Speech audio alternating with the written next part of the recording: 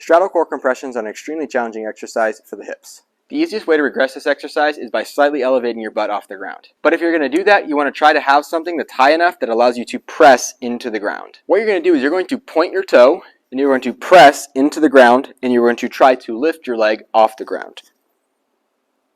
You can perform holds at the top, or pulses where your foot pulses up and down without touching the ground. The closer the torso is to the knee, the more challenging this exercise is going to be. It can also be fun and helpful to add a target to try and lift your leg over. One of the most important parts about this exercise is you want to prevent slouching. Instead, you want to keep your torso forward and pointed towards the foot.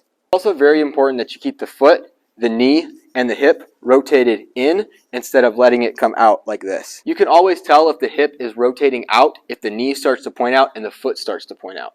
And lastly, you're probably going to cramp up right here in your hip or right here in your side, but that just means that those muscles just need more tolerance, so feel free to just jump out of it and then start right back in. Most of the time you're going to be prescribed single leg core compressions, but you can be prescribed two leg as well.